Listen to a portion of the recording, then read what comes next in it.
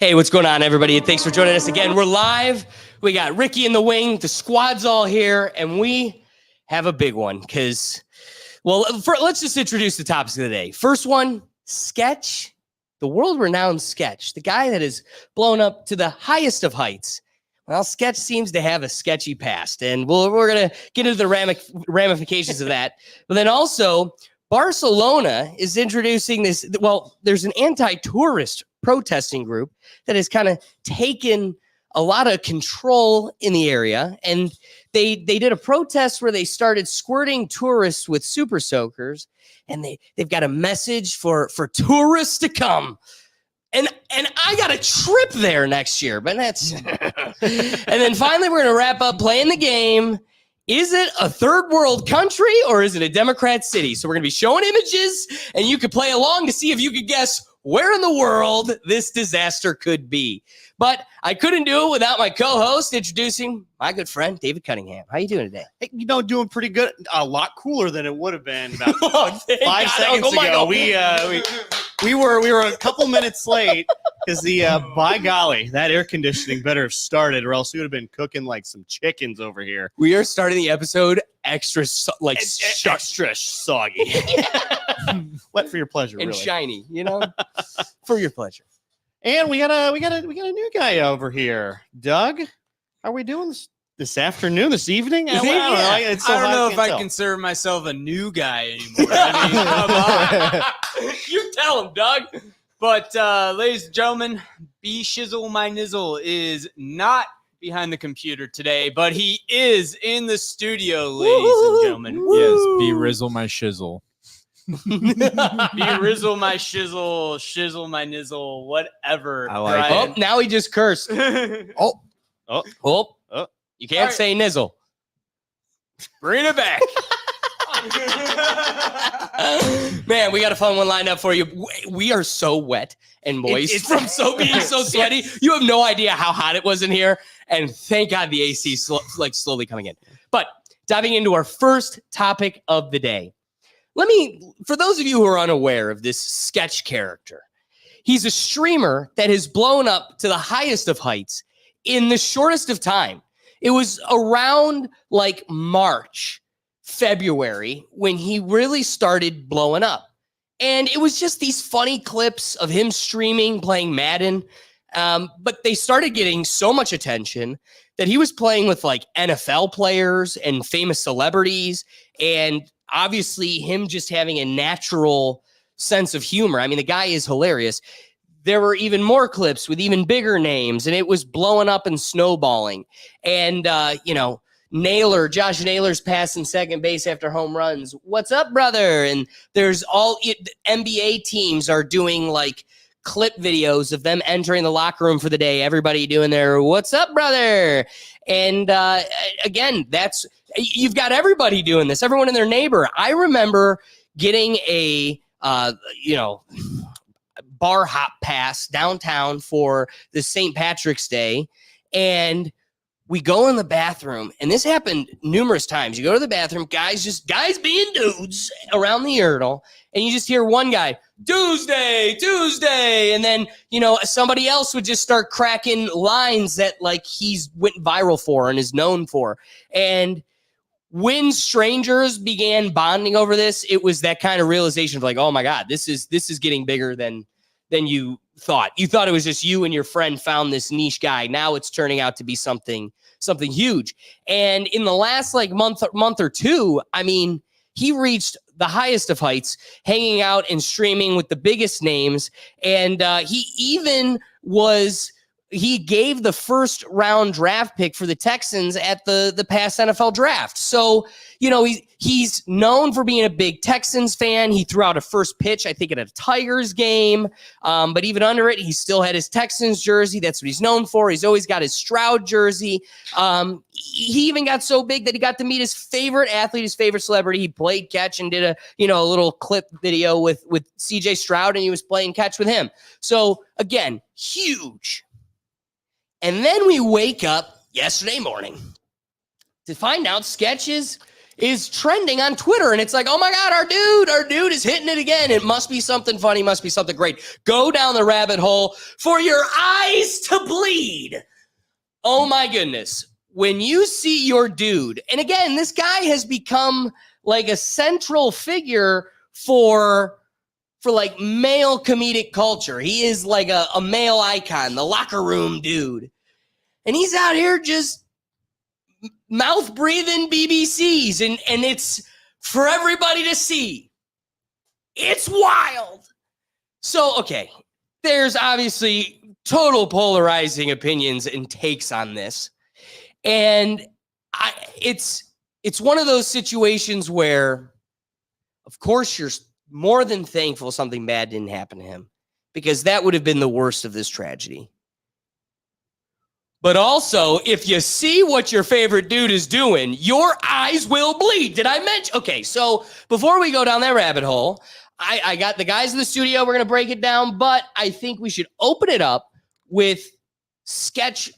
Or should we get to Sketch's addressing of the situation, or should we talk it out? Let's do Sketch addressing, and then we can get some thoughts around Perfect. everyone. So then, after 9 hours of people digging, they found this Jamie Marr character on OnlyFans and all the crazy shit he's been doing. Actually, Doug, can you share just the Wonder Woman image, just to give everybody kind of a flavor of what we're dealing with here? Actually, this is Captain Marvel. No, it's not. It is. God. No, it's definitely Captain Marvel. It's Captain Well, Marvel. let's just acknowledge it's got the spirit of what. Don't close it. Just click the what. There you go. There you go. It's got the spirit of a Wonder Woman. That's what I see when I see this. But okay, when you got your football icon kind of doing one of these, it changes your whole perspective. All right, you could take it, we don't need to bleed people's eyes out too bad.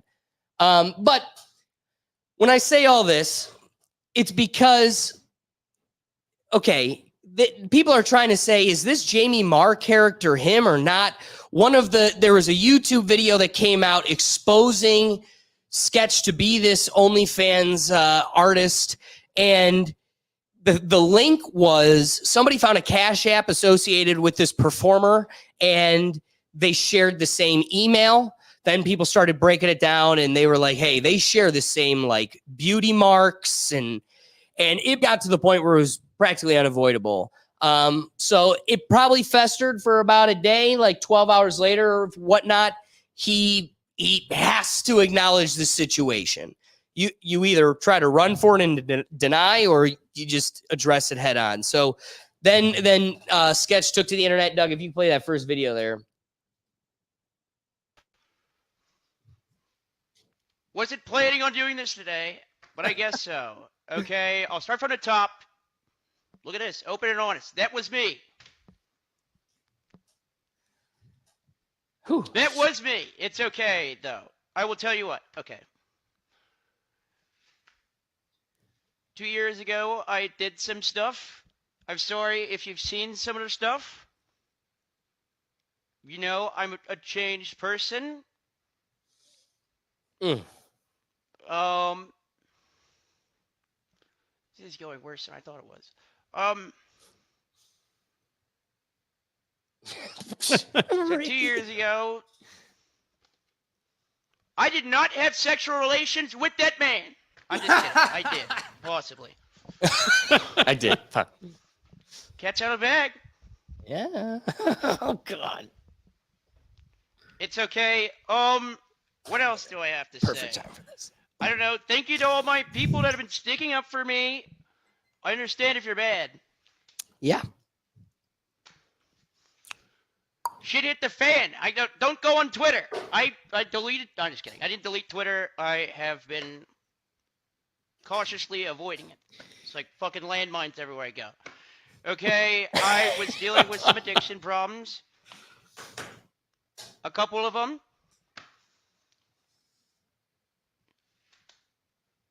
But Yeah. no excuse there. What? I guess. Just trying to give you some background here. What else was I gonna say? What else can you say? Yeah, what else can you say? I mean, come on. It's all out in the Yeah, open. that was me. I fucked up. I won't do it again. I'm just kidding. Well, I am dead serious. Whoa, wait. We all just heard that. I'm just kidding. And then he goes, and then I'm dead serious. I think that's part of the bit. Which is like, again, there's something commendable here, which is he still never loses his sense of humor. A part that isn't in this clip, but like he opens it up and he goes, all right, addressing the elephant in the room. I got a new haircut. I'm just kidding. And it's like, he's still funny. We're never going to take away from the fact that like, he's still very enjoyable. But okay, but first, let's. Serious about not doing it again. That was a dark time. Rough time. 89,000? Who the fuck am I? Jinxie? Hey, love my brother Jinxie. Not like that, though. You sure? I don't know. Stay off Twitter. Whoa, that was perfect timing. Are you sure? I don't know. Please, shout out T-Few. Shout out Steve. You know, I'm owning up to it. Yeah. I don't know how long these videos usually are supposed to go, but who knows? Fuck it, I might stream for an hour. Sonny, turn on TTS. Or is that a bad idea? Someone text me if that's a bad idea. I mean, Probably a bad idea. yeah. But on a real note, Oh, I've been living under the threat of that coming out for like 2 years. I could only imagine. Started social media, just kind of dicking around. Had that in my past. Just kind of what around? And I think he means it a little bit more literally than we wanted it to be. Damn it. No pun intended. Weight lifted off my shoulders. God is good. God is good. All the time. But weight off my shoulders, to be honest. You have some stuff in the closet, not... No pun intended there. Yeah. Yeah, it came out. I mean, I tell you what, I was going and doing all this different stuff. I was going in the back of my mind, holy shit. And guess what? Holy shit was last night. And I have a lot of people to credit All right, for. this is the I'll part. be honest. Plan A was, and I will say candidly, was to probably well, probably to call it quits if this ever came out. But some people saved me. Shout out Banks. Shout out my parents. Like, shout out y'all. Like, I fucked up, but I'm changed. Yeah, that's about it though. Like, my original plan was there's two things. One, either be delusional and think it's never gonna come out, or two, what's the plan after? The plan after was not very good. If I was alone and I was at my house, I probably wouldn't be talking to you right now. But the people at FaZe, Banks, especially, and my friends that I've made over the past couple years came in and they saved me. I don't know what I was gonna do, but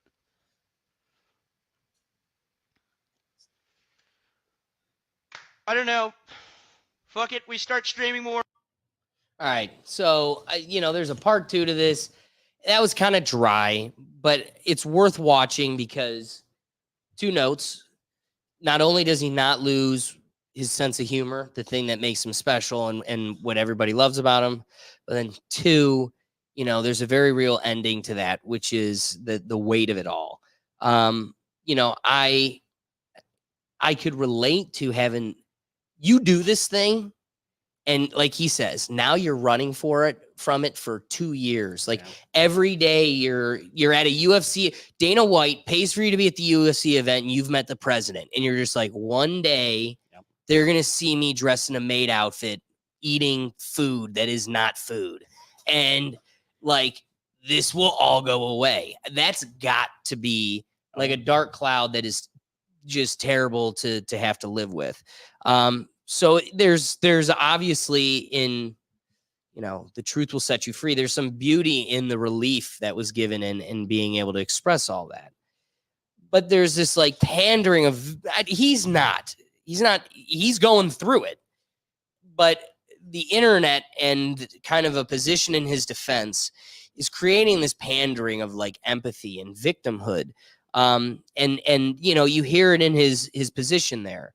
Like there's only when this came out, there was only going to be one of two options with this thing hanging over my head.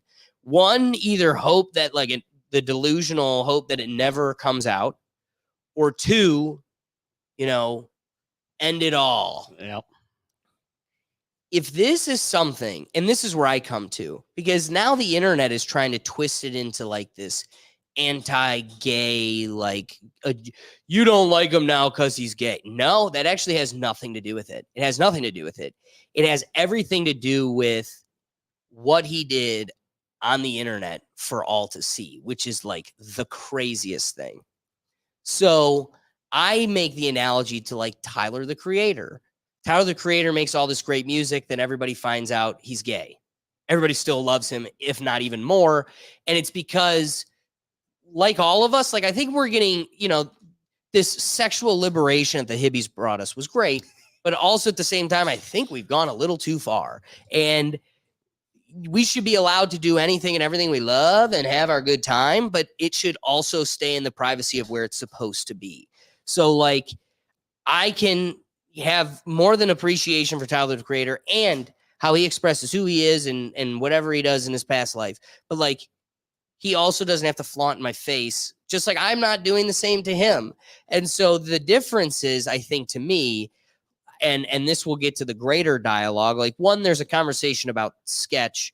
I feel bad for him to get to the heights that he was in, but then also I'm sure it hurts. He's not having a good time right now. But the bigger dialogue that this will lead us into is that I also feel like we need to accept the fact that there are things that are not illegal, but are socially taboo for a reason. And having a society with standards isn't a bad thing. And in the spirit of liberation and freedom and independence, we've become probably too degenerative. That's going to at least be the position I present here.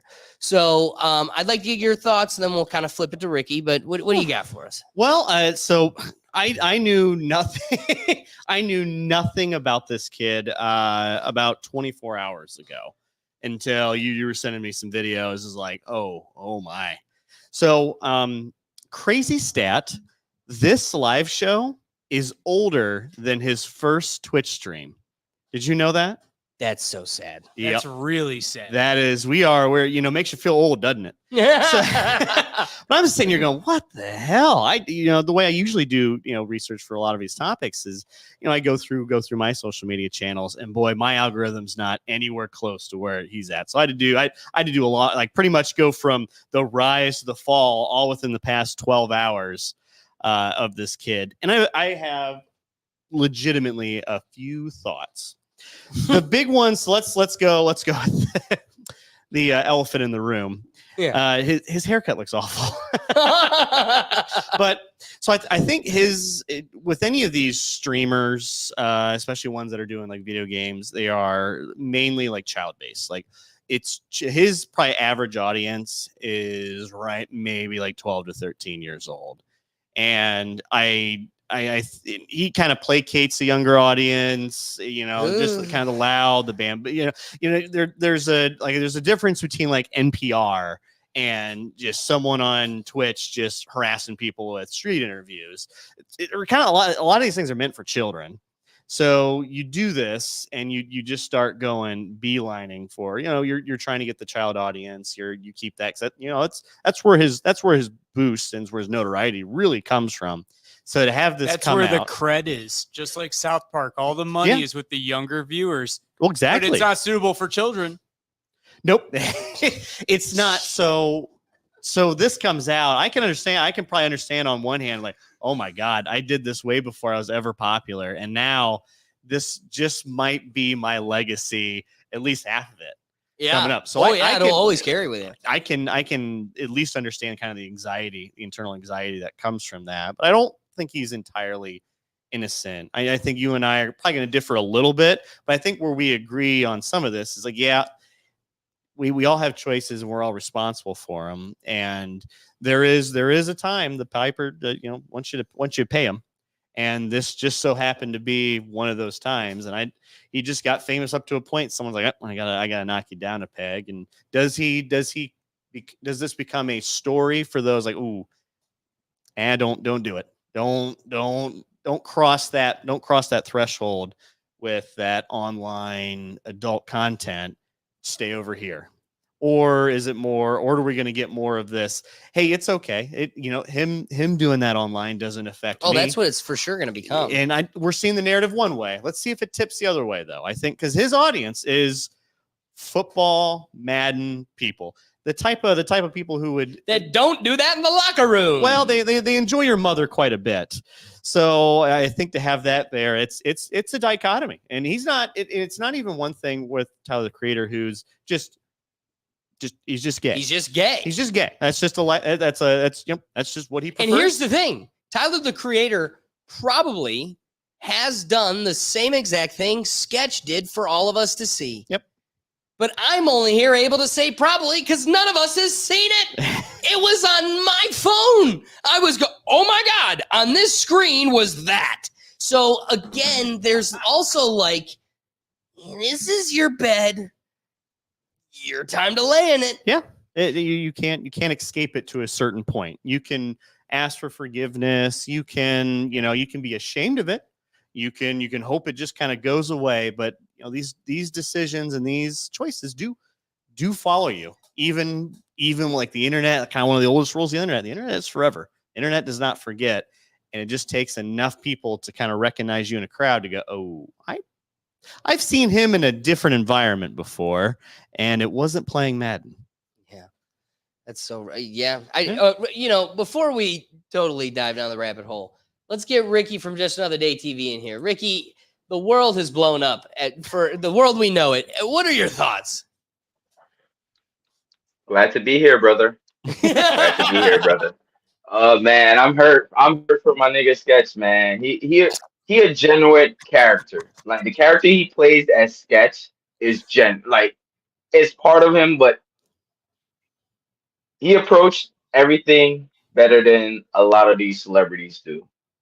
You know what I mean? Came out, just admitted it. He said how he feel. He fucked up. I believe people do change, but that shit was just extreme, bro. The only picture I've seen was that one picture, and I've been looking at videos on YouTube, and they like dissecting the birthmark, the mole on his head and stuff. I'm like, but I stand with Sketch, man. Live your truth if you really like that, bro. But if you're not, and it was just a phase, it was a rough time, as you say, you was just trying to blow up by any means. Say that, like, I don't know. Just be true as you are, because he's just funny. He's just naturally funny, and I light a condom, but now I just have to take a step back, because as David said, I'm a football fan and all that, but like I ain't got time to be mixed up in the malarkey. You know what I mean? I don't want to be a part of that. Ricky, now every time I do "What's up, brother," I'm thinking about like, does he put that finger up a butt? Like, is that how he came up with it? Like, but that's my dog, man. He came out ahead of it, handled it as he could, and the part that got me that he really fucked up, it was a phase in life when he brought up his parents. The shame, yeah. And he started breaking down like, yeah, it's going to be out. If he got a good PR team, good management, it's going to be out by the end of summer. And the next thing we hear about Sketch is something bigger and better, hopefully. You're 100% right. But I also think on the flip side, like you got Naylor rounding second base. What's up, brother? As he like hits a home run. And I think you're going to see Naylor be a little bit more hesitant to do something like that. You know, like Fact. Ricky, could you imagine what Stroud's phone was like? CJ Stroud, who's been like associated with this guy now because he's such a fan. You know, like all these alpha males, all these dudes are like, yo, get your boy. What's with your boy? And it's like, I think CJ's going to be a little bit more reserved to associate himself. So, I mean, Yeah, because so every time he get a sack this season, the DN gonna be like, "That's it, brother." You know what I mean? Exactly. I mean, brother, you're Back gonna to be you, looking at brother, CJ like- going, dude, the video shows the bottom half. How do we know that ain't you? yeah. Oh And man. he's gonna be like, I'm out. Well, I think part of his Yeah, brand too. He's very like he's earnest. Like people like relate to him. But now, like just based on what I've seen, this whole episode, that's not him. He's not gay. He's not gay. You don't think? I don't think so. No, I See- think he was doing a little pay on the side. This might be a little Ricky, what do you think? a moment in time for him. I think it was a moment in time for him, man. I think it was a moment in time. Really? Yeah. Yes. Bro, And, it's not, he's got the makeup on while he's doing all this. Like, I don't know if you saw. and maybe deep down he's like a furry, you know what I mean? But someone got in his ear, and That's weird too. Thank you. I'm glad you make that connection because this comes back to kind of the bigger crux of my point, which is people don't hate you for your choices, but people are allowed to socially judge you on something that's taboo or like something they don't support or like or want or whatever. Yeah. So like it is not illegal to be an adult that dresses in a furry costume, but you are not allowed to make it illegal for me to judge your ass in an adult furry costume. Like, okay, my big from my fraternity, talk about going two different ways. One plays football. The other one is Disney characters, like is the Mad Hatter, is, Goofy, dress it. And like, that's great. But it's also, there's like a fine line between like, at what point do you grow up and we like, expect more of, again, you have the freedom, David, you're allowed to be a Disney adult, but I'm allowed to judge you. You're allowed to be a furry. You're allowed to do that. But once the public knows about it, it's on public display, like everyone can see it. That's where like it really comes into like, are you really this or were you trying to just blow up? I really feel like he's just another tag. He probably trying to be the number one gay streamer. It probably was it is a dark time for Sketch, man. It was a dark time. Sketch. People are going to disassociate with him, and they have all right to. No matter what they say on Twitter, like, oh, I stand like Sauce Gardner, I stand with Sketchy, and da. You won't see Sauce Gardner for the next year or two with Sketch, just because of the sport they play. If it was basketball, I could see it a little bit better. 100%. Doug, can you play you keep them on there. Can you go to the second video? Yes, sir. So here's JC came out in support for him. I just woke up and I saw everything, and I reached out to Sketch, but I'm glad that Banks was there for him. And, it is genuinely like actually very good on Banks to do that, and yeah. So other thing I want to say is to any person or anybody that wants to stop fucking with Sketch, or you lost respect for Sketch, or you don't want to support Sketch anymore, to be honest, just don't support me either, because that is, I think that's very fucked up. If you stop supporting someone on something like that, where it's like, it doesn't matter if Sketch is straight or gay or pansexual or asexual. None of that matters. All that matters is, like, I think life is just very simple, and it's just about treating people how you want to be treated, and Sketch seriously is, like, actually a good person. So, he is who he is. They love him. Here's the truth. like Ricky pointed out, it's hard. It hits hard when you see, him break down at the end, like the impact it has on him, his family, the people around him. This hurts, I imagine. And had he not had the right people around him, who knows what he would have. And in the worst case scenario, this is the truth. May I, sit here as, a distinguished person calling for standards? Yeah, but that isn't to take away from like how thankful I am that this person going through this is earth shattering. Like on a scale, on a broadcasted scale that 99% of the people will never be able to relate to, like getting it from so many different angles, from so many different strangers. The person checking you out at the local grocery store knows what you did now. I mean, that is insanely difficult to wrap your head around. And had this resulted in the worst case scenario, I think it would have crushed us all. It would have been so that is not like, so we want to build a society where someone like that, like Ricky said, can find a road for redemption and doesn't, take themselves away. Mm-hmm. But also we shouldn't degrade and belittle society to such a degree where we strip it of its ability to like hold us to some standard and accountability. Yeah, no, I think there's, and I don't know if I like the term redemption, so to say, that he's able to find a path forward away, or put the what I more apt is just, either just accept it as he is, hey, there is a little bit of, I think there's a little bit of acceptance there. But I don't think we need to shy away from, ooh, you did do that. That is what you did. And your audience is mostly children. So is this an opportunity for you to, teach others like, yeah, this sucks. This doesn't go away even when you delete your account. I just hope it goes that direction. But and there's going to be a little bit of shame to it. I think we do need to be held to some sort of standards, but what's the most shocking about this is the contrast. It's not like he's doing, it's not like he's doing OnlyFans reviews and then all of a sudden he has an OnlyFans.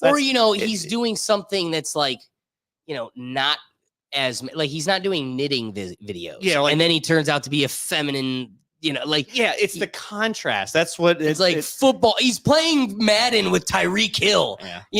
And it's like he's going like, thank the Lord. And he's a big Christian, even on his streams, everything. He's thanking God. Boy, he is on the Bible train. So then when you have this, and he's and Captain Marvel, come on, you'll at least go like Spider-Girl or something. Have some class. I think that's what's just so shocking to this whole thing. And it really calls into question, at least for me, how earnest is this kid? There's when I'm doing my research, like, is he just playing being autistic? Is he actually autistic? There's just those questions that come about. So that's a lot of the internet hung him for. I love that all these people are offended that he might be gay and aren't offended that he was, mocking a handicapped person. It's like, one, he's really just being himself. But two, like, you associating his quirks with the handicapped person is what makes you the evil, bigoted pig. Okay, let's get to the bigger dialogue here. I think there's a greater conversation, which is the accountability of this type of past. It's different in this lens. We've never experienced it in this type of lens before, where you have like a male person, but also a male icon that's into like the gay side of the OnlyFans. Whereas most of these experiences, when we have an OnlyFans dialogue or a porn star type dialogue, it's these women and, doing oftentimes straight, but also, whatever, but women and their relationship with a past in the industry. And I think, it's not comparing apples to oranges. They're different. But I will explain there is a common thread that ties them together. A perfect person to kind of balance this dialogue is every locker room guy's favorite, Mia Khalifa. So can we start? I got 3 of them here. Can we start with video 1 of Mia Khalifa? I want to talk about how she's just trying to move on from this difficult past. This is me putting Mia Khalifa behind me, and this is me like trying to be a real human. Did not work. Everyone in the office recognized me. It was a very uncomfortable work environment, not because anyone was overtly inappropriate. It was just simply being in an office, knowing anyone who walked through did a double take and is like, are you? So that was uncomfortable. Were the double takes uncomfortable? Yeah. Is it because everybody has seen under your dress and it feels like everybody's looking through it? Yeah, you decided that. Yeah, that's pretty dumb excuse. I just felt really because you decided to do a pour, and guess what? You blew up. Everyone has seen that. Yeah, it's just Really, Doug? the consequences of my own actions finally coming home to me. Yeah, and she even admits it's not even anything overtly inappropriate. Because it's one thing if guys are like, "Oh, hey, can I get some little closet action here from you?" It's just, "Oh, I recognize you. That's weird. Oh, what are you doing at the office?" That's going to be a hard thing to escape from. And I'm sure we're probably going to get to a couple more videos here where it's because again, it's this, there's a common thread, and it's the life choices that you then get to play as a victim card, which is just laughable. Dude, did you see the eggplant in your mouth? Okay, can we go to the second seen the amount of money she made. Can we go to the second Mia Khalifa video? Oh, we're comparing stats. Baby girl doesn't know that I am Tom Brady at this game. Oh, Married at 18, divorced at 21. Second marriage, married at 25, divorced at 28. Third engagement, engaged at 29, ended it at 30, but I kept the ring. I'm still keeping Tom Brady on his toes. We should not be afraid to leave these men. We are not stuck with these people. Marriage is not a sanctimonious thing. It is paperwork. It's something, it's a commitment you make to someone. But if you feel like you're not getting anything from that commitment and you're trying, you gotta go. You gotta go. You have to go. You're bad at marriage. So, yeah, go ahead. Oh, it's difficult to fill out paperwork and to make appointments and to do all of these things, but this is your fucking life. Do you want to be stuck with someone? Period. Do you want to be stuck with someone? Stuck with someone. Yeah, go ahead and take marriage advice from anybody that refers to it as stuck with someone.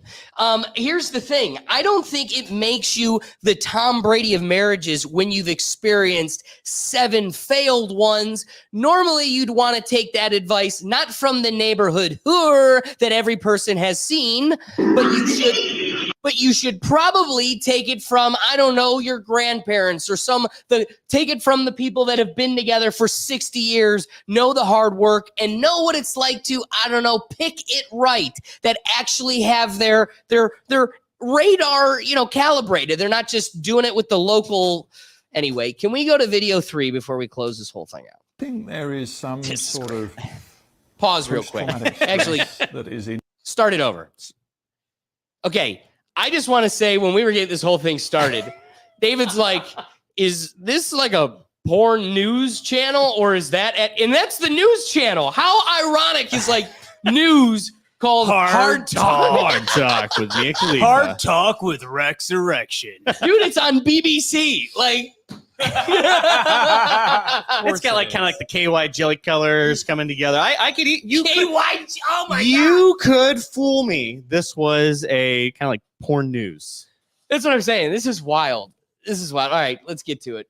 There is some sort of post-traumatic stress that is in you from this experience. Yes, and I think it kicks in mostly when I go out in public, because the stares I get, I feel like people can see through my clothes, and it brings me deep shame.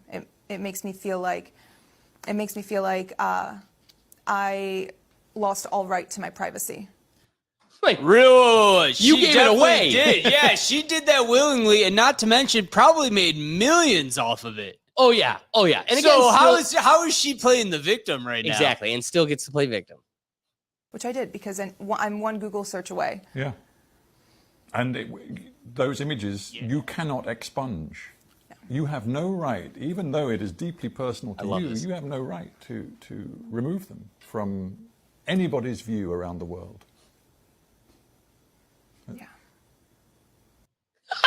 I mean, Reality. didn't she sign a contract too? Say like you're signing with whatever porn company making these videos. Yeah, you don't have a right to remove those because you freaking signed a contract and made money.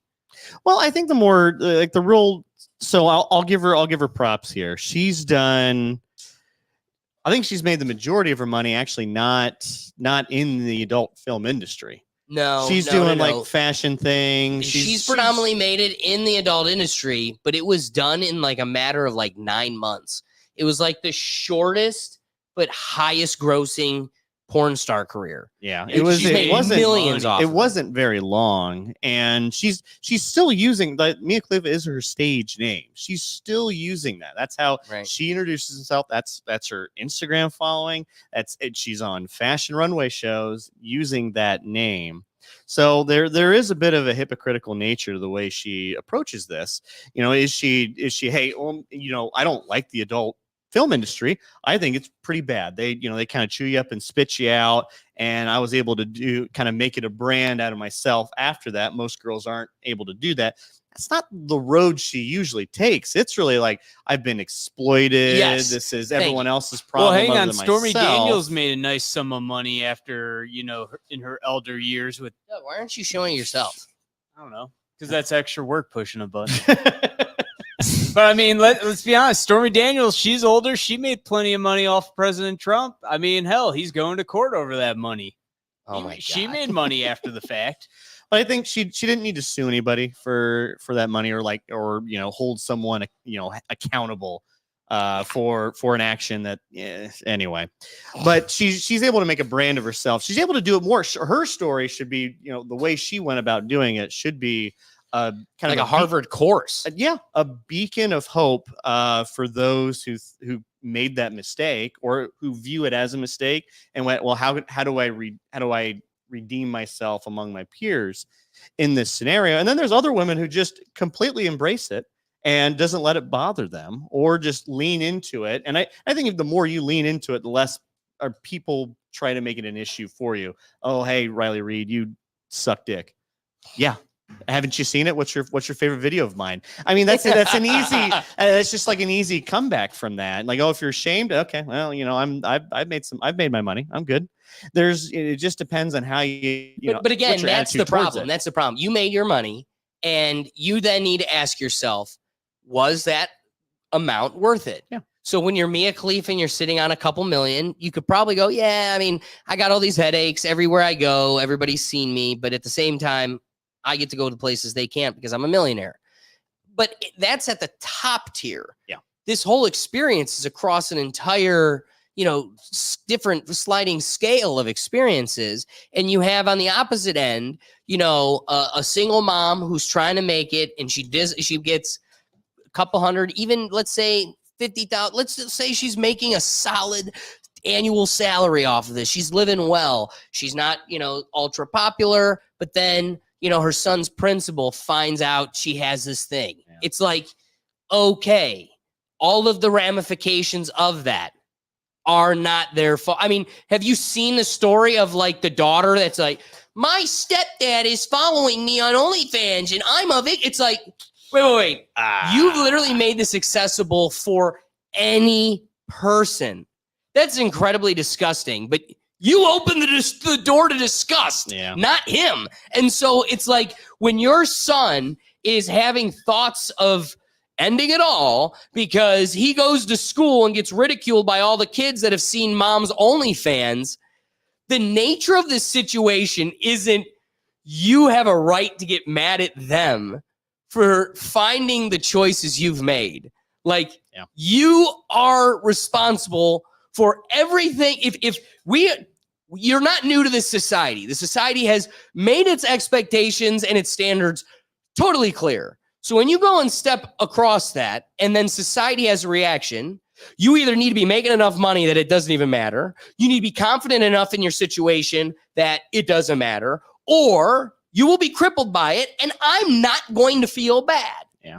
Because it ultimately is it's crossing the veil for a very big reason. And I support anyone who wants to do it. And it's like, hey, but you can't. I think we're gonna both sit here and basically just circle jerk each other on this. Oh God. So yeah, you if you own your decisions and you enjoy it, yeah, cool. Good luck for you. But at the same time, if you're not going to at least take some of that accountability, or at least accept the responsibility of what you're doing, because it doesn't just it's not always something that affects you; it affects others as well. It's these things are hard to run away from. The internet doesn't forget. They may That's not see it, but it doesn't mean they don't forget. It isn't that you did this in your bedroom privately. Yeah. You did it on the one life entity that never forgets. David said it, man. Tried to promote it. Told his kids growing up, the internet is forever. Yeah, exactly. So let's start landing this plane, getting to wrapping thoughts. Dougie, you bring in Ricky. Ricky, what are your rapping thoughts on this whole ordeal? Mia Khalifa is a harlot. She took her religion into porn. Everything she did was her own fault. She was an adult, consenting adult. So I don't like that rapping into Sketch. Yeah, she did all because these Muslim she brought her personal life, like that's something you do personally, to the platform. That's what you chose as a career. Now you want to play the victim because Me Too was so big. You want to blame your directors, your ex-manager, everything. No one want to hear from you, whatever your name is. Listen. Well, how about instead of just the dichotomy between Mia and Sketch, just an OnlyFans mom that's trying to play victim to the fact that her son is getting picked on. Is it the kid's fault that's picking on the kid at school, or is it mom's fault for letting all the kids have access to her schnook? It's the mom's fault. Why are the kids on? It's the mom's fault because since MySpace days, we've been learning that you don't, even during when texting became like regular between teens, don't send sex texts between people because it can end up on the internet. Since that time, like since I got to America, that was AOL instant messaging. Like, yeah, exactly. Like the AIM and all that shit. Don't send nothing you don't want to be out there. I was taught that by my dad. I was taught that in school. So for her to disregard all that, I had bad parents and everything. No, you made your choice. You lie on that bed. For Sketch, you made that choice. You're laying in that bed, and that's on you. Yeah. You know what I mean? He has a better up from this than Mia because she's playing the victim, and everybody sees through the bullshit. Especially now, shit is changing. We're going back to what times needs to be. Like, call people out on their bullshit. Don't be afraid to have an opinion, and die on your sword. We're starting not to be afraid to die on our sword. Also, I like your art. I'm gonna keep it at the art. I don't care about your personal life. That's why when people talk to me about like Ye, I don't care about what Ye. I keep it to the music. But bro, you know what I mean? He made his personal life his content. That's the crazy part here. This isn't Tyler, the creator, having fun in a bedroom.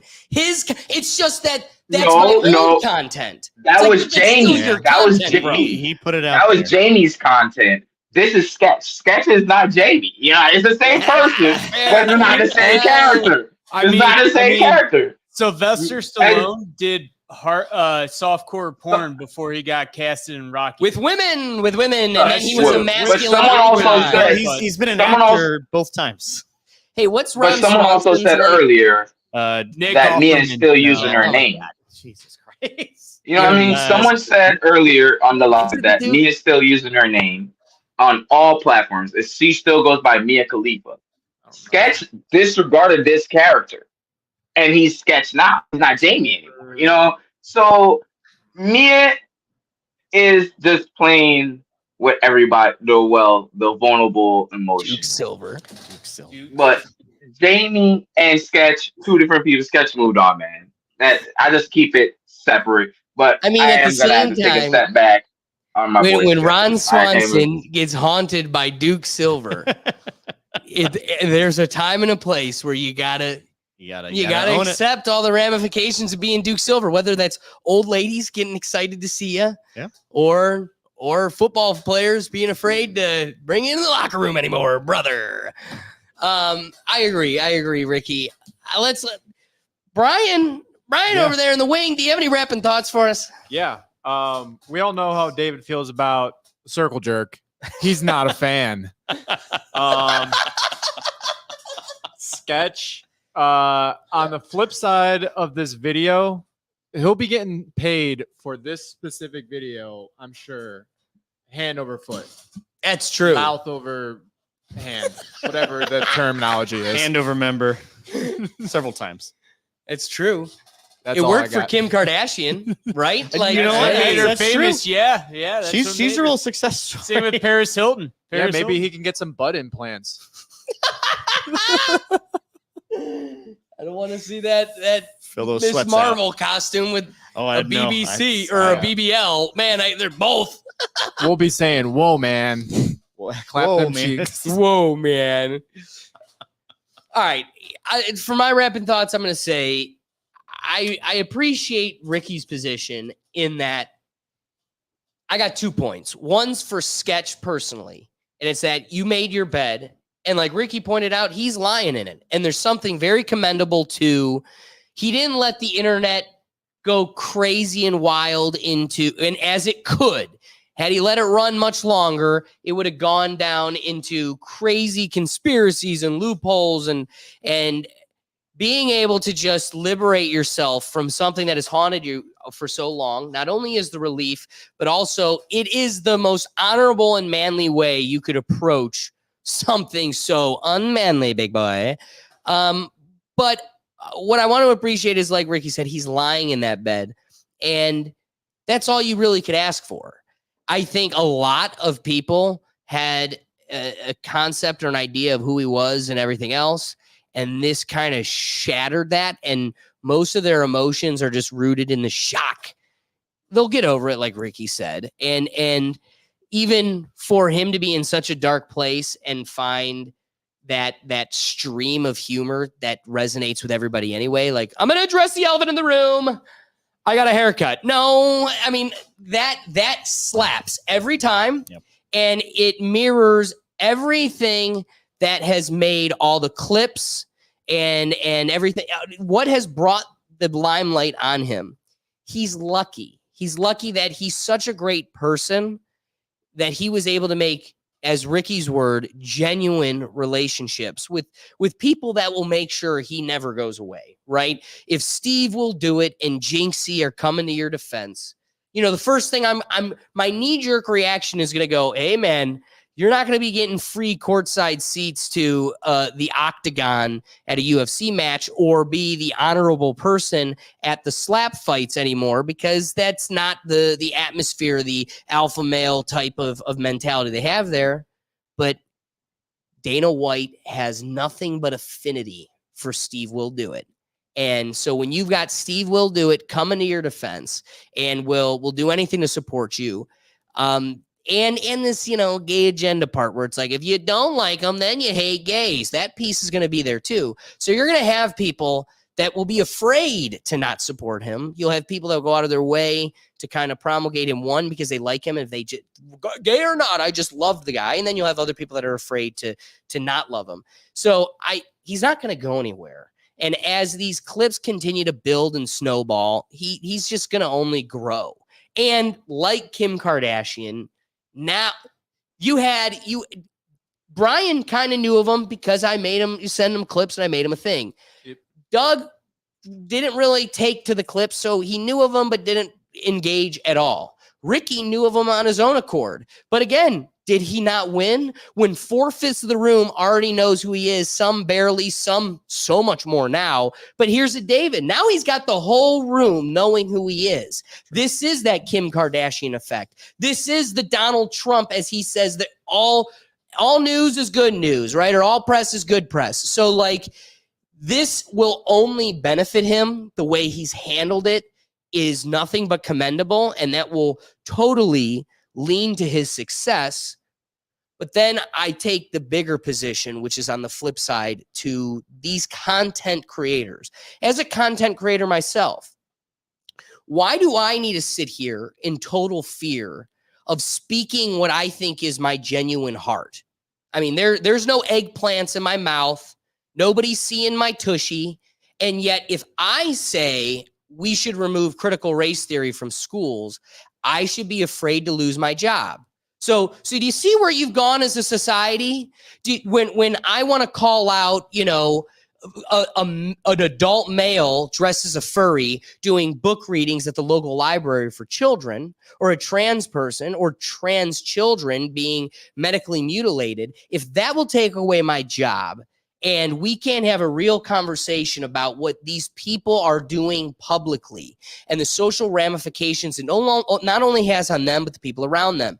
I wish I had the video ready, but it was a video you and I engaged in when we talked about OnlyFans many months ago. But here you have a young brother that's like breaking down in front of his sister. You're making millions, but I got to go to school. I got to deal with everybody that's drooling over you, and they're showing me you, pieces of you I should never see. And so you need to accept what that sets people up for. And I think all of this comes back to fathers and everything else. Like, I think I can resonate with, there probably is truth to, this was like my bad moment, and I was, because he admits to having addiction issues, and that being kind of a piece in this. Well, if that's the case, people need to have a road for redemption. Yeah. This isn't a life sentence that needs to haunt you forever.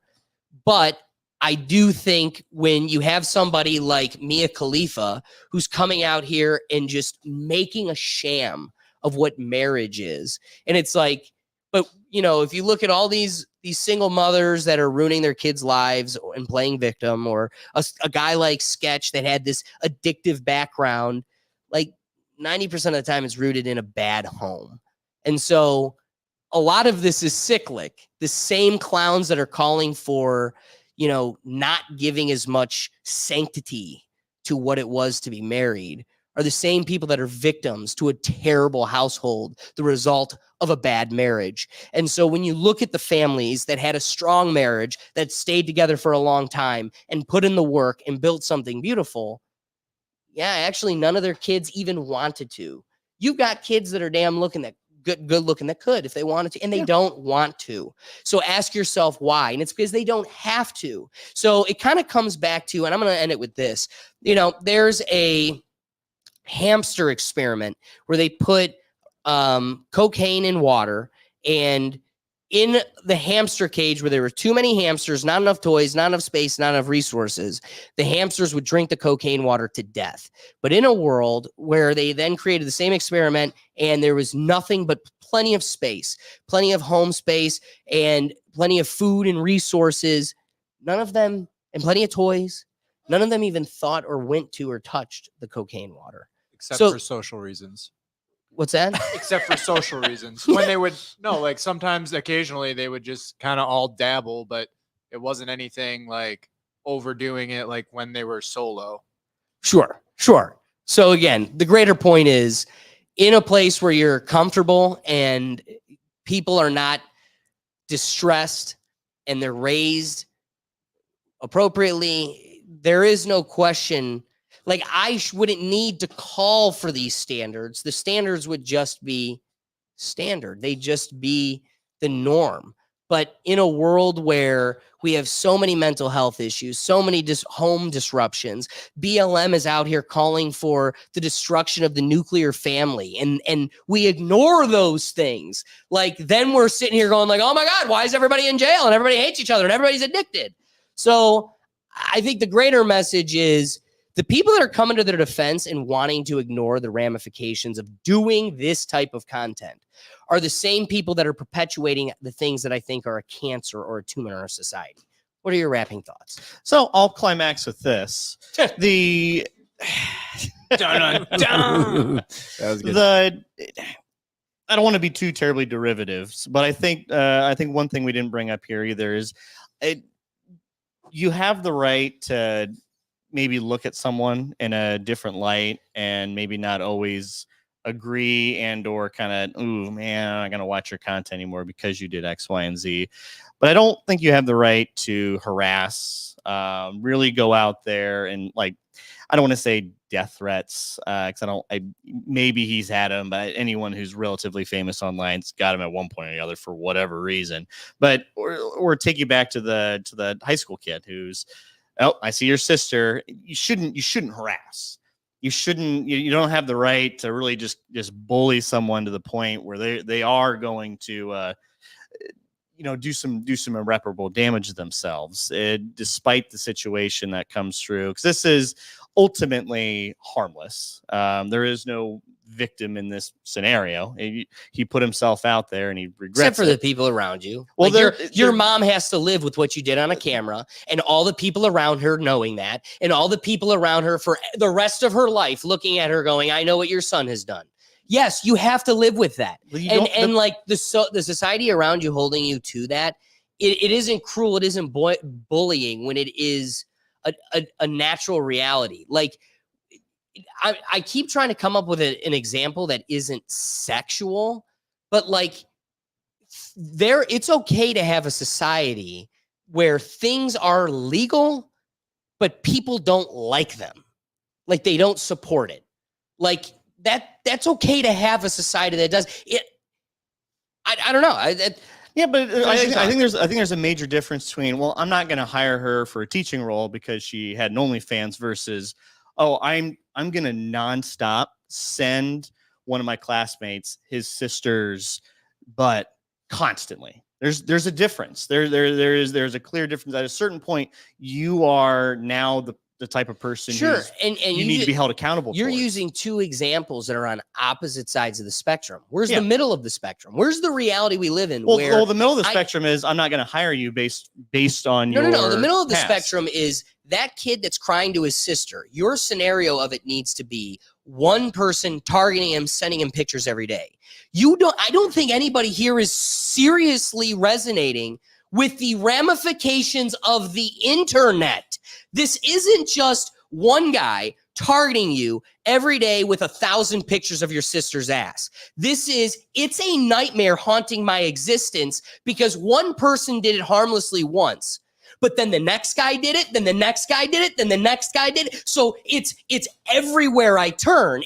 I go to the golf course and I go to check in and the starter goes, oh, you're Bob Johnson. You're Susie Johnson's brother. Ha ha ha. That haunts you. And I'm sorry, single whore mothers. That's something you have to live with. The symptoms of all of that may not be nice, but stop pretending it's controllable. Stop pretending if you cry and play victim enough, you'll change it. It's kind of like, I really hate when I lick my finger and touch an electric socket. It kills me. But guess what? If you keep doing it, you're not going to change the fact that it's going to electrocute you. Play victim. Oh my God, I'm a victim of the electrical socket. But you licked your finger and shoved it in the socket. Like at this point in time, you could play dumb in 2010 when the internet's 15 years old. But in 2024, when the world looks at you and says, your life will change and you will cripple the people around you, you don't get to play the shock factor. You don't get to play that mean bully or the bullies all around there. You have to deal with what we all know and expect in all of these scenarios now. I don't know. Yeah, but it's some of it is quiet. Like, oh, stare. Ooh, I recognize you. I stare at you. But then there's going up to, it's like, hey, I'll take you down the closet, down the street. Like there is a bit of a difference for that. And what we see with the internet, it's not just every single person once. It's like the old 80-20 rule. Right. It's 20% of people are doing 80%. It's just like, Jesus Christ, just That's sending it. Like if you ever go on someone's Twitter profile or like Reddit account and you just see sometimes basically derivatives of the same message and they're just blasting it out. True. Basically trying to turn the narrative. It's almost like astroturfing against somebody on that type of narrative. I don't think you necessarily, I mean, yes, you have the legal right to be able to do that, but I don't think you have the moral right to continue. Hey, I say my piece with you on your thing. Okay, all right, I think I have the moral right for that. Perfect. But it's every single day. I don't have the moral right. But here's what's awesome. Here's what's awesome. I think you just helped me in proving my argument, finding the final piece that I was looking for without even realizing it. Yeah.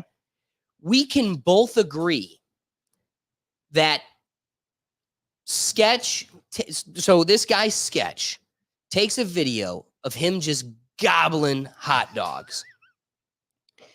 We would both agree it is not illegal for a total asshole to haunt his life by sending it to him all day, every day. It's not illegal. Correct. But it would be damnation. It'd be damn worthy. We could sit here and go, it's reprehensible. Yep. We dislike you for it. Yep.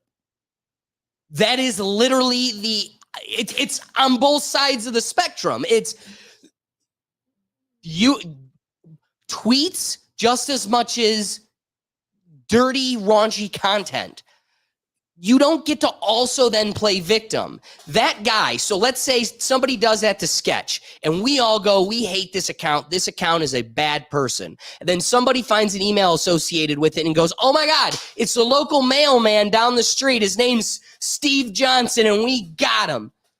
Does he get to then play victim? Does he get oh my God, now everybody knows it's him. He's the internet troll asshole. Does he then get to go, oh, woe is me, I'm the victim because the people have found me out? No.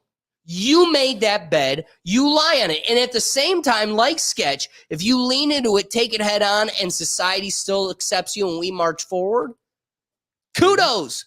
But then you also don't get to play the victim when your local society or the internet at large goes, yeah, we're kind of done. I don't think that's going to happen with Sketch, but, your local whore, I don't feel bad for it. I think we might want to coin this the circle of accountability. Yeah. At any point, I think you have a moral right to do certain actions, and then it just continues. You continue to a certain way, and now and I don't think you're really in the right anymore. I can't support your opinions and your actions doing this. Is Ricky trying to say something? Ricky does, in fact, have something to say. All right. Well, Ricky, what do you got to say? Man, it goes back to what I said earlier. All these new people that's OFs and this and that don't want to say they didn't think about family and this and that, but they know how it is.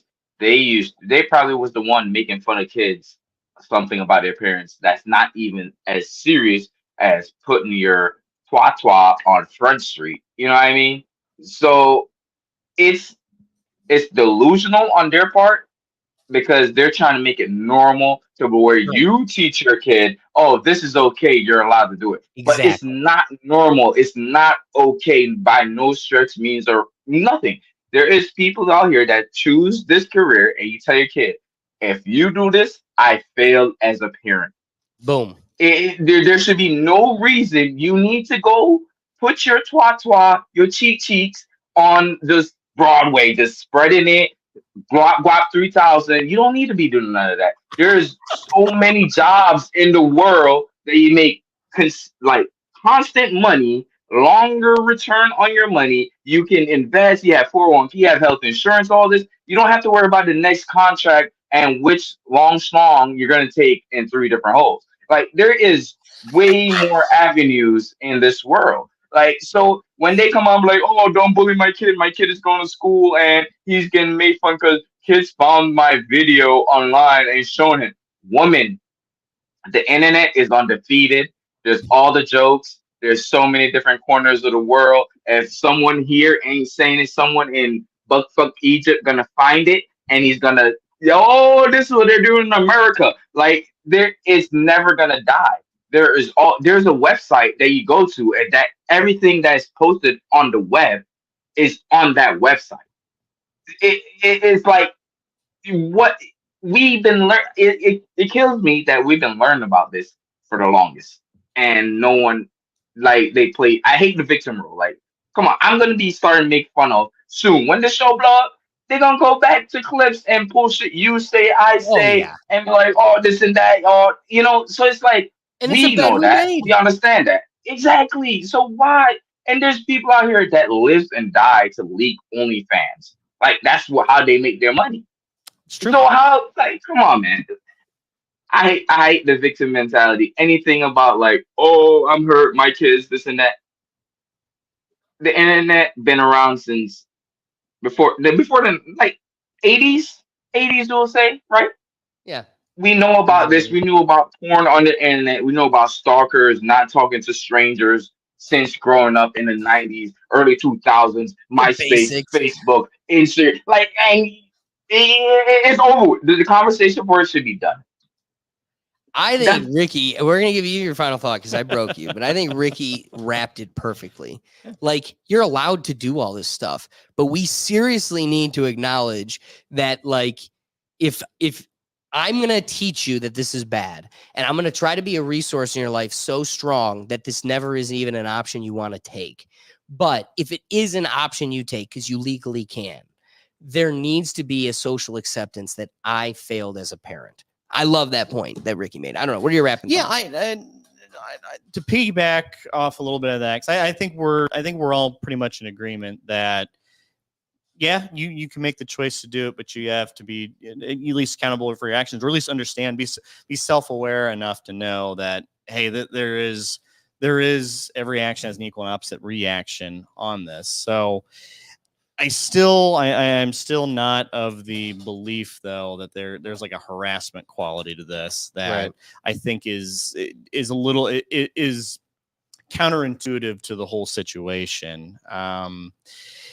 And and I think going back on Sketch, just to kind of wrap it up to the real first point here, a meteoric rise really does. This is kind of the price of fame for a little bit.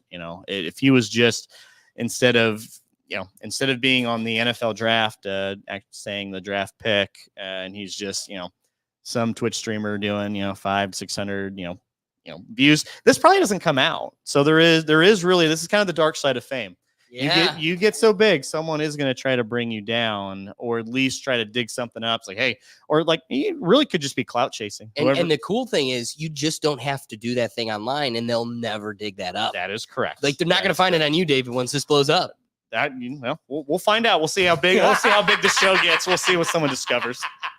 It might be out there. You never know. I want to address one last point you brought. I want to get your thoughts on this. Okay. Will got upset because he goes, this guy's a cloud chaser. The guy in his YouTube video that broke all this even said, like, I was doing this hoping it would blow me up and everything else. And it's like he went from, just 1,000 followers to now like 20,000 subscribers or whatever. And it's like, don't get mad at him. Because I'm sorry, I don't think this is different than CoffeeZilla. Like, dude, this guy did the gross stuff. And imagine being the one that cracked it. Like, I have an opportunity to boost my stuff to the top and break a story. Is that not what, like, cracking journalism is? Like, this isn't personal. This isn't against you. Like, because they got offended because the guy was like, hey, Sketch, I'm sorry, nothing personal. I just had to do. It's like, yeah, but also, this is kind of like talking about Elon Musk or Kim. We're talking about one of the biggest names overnight. And you've got one of the biggest stories. You ever hear of SEO, search engine optimization? Like, I get it. And I compared it like CoffeeZilla did this beautiful, totally cinema. He does all these documentaries, and he did one on how Logan Paul, did a NFT ruse and stole millions from like his fans. That's a great story. Logan Paul, I guarantee, hates him now. Oh, the whole world went after Logan Paul because of this. Are we going to hate CoffeeZilla for doing, I don't know, his job? Journalism? You only take it personally because you like Sketch and it feels personal. Yeah. But the truth is, it's totally not personal. If you would have found it on anybody, if you would have found this same thing, oh my God, you have no idea what Johnny Depp was doing. Like, you're going to expose it. Not because it's mean, but because that's what you're in the business of. I want to get your thoughts. So what would you morally evaluate me because I'm torn. Okay. But what would you evaluate if the Rethink Tank was like, look what we found? I think it depends on a certain level. So I think what separates CoffeeZilla from, let's say, like a paparazzi, CoffeeZilla is kind of going after people who are exploiting other people is usually that's his MO. Fair. He's going after like exploitators or people who are kind of lying about business. He's not going after, I don't know what a really great charity would be, but let's just say, the nuns that are helping cure the blind, and he's trying to expose them. Oh, well, this nun said a bad thing on Twitter 5 years ago, and now we need to cancel them. That's a little bit different where there is a whole subculture of YouTube who is just looking for dirt on somebody, going past. It's like some of these journalists that are going past like tweets 10 years ago and just say, oh my God, look at this real wild joke this guy said back when kind of the shtick on Twitter was way different, or like some of the video, or like the way you do things on YouTube is like way different. I think that's a lot. I think those two things they're the same in, I guess, concept and execution when you look at it from a very far away, but up close, like I don't think so. If you swim in the mud, okay, all right, that's your thing, that's your brand. I can still think it's gross because you're swimming in mud. I think that's a brilliant point. Doug, do you want to wrap this up for us? What are your wrapping thoughts? My only wrapping thoughts are we were told from a young age that anything you put on the internet is going to be out there forever. Sketch is not that much younger than us, so he would have learned the same lesson as a kid, and so I don't have any sympathy for the guy. Ouch. Wow. All right. We got this one won't probably be as deep. We got to keep it a little bit shorter, but I think we got a fun conversation here. Barcelona's anti-tourism protesters fire water pistols at visitors. So protesters in Barcelona have sprayed visitors with water as part of a demonstration against mass tourism. I wish I had some of these pictures available to you. It's literally just like tourists at dinner tables, like enjoying a meal, and people just like coming out of nowhere and super soaking them. Demonstrators marching through areas popular with tourists on Saturday chanted, "Tourists go home," and squirted them with water pistols, while others carried signs with slogans including, "Barcelona is not for sale." According to Barcelona City Council, some 2,800 people demonstrated against mass tourism in the center of Barcelona on Saturday.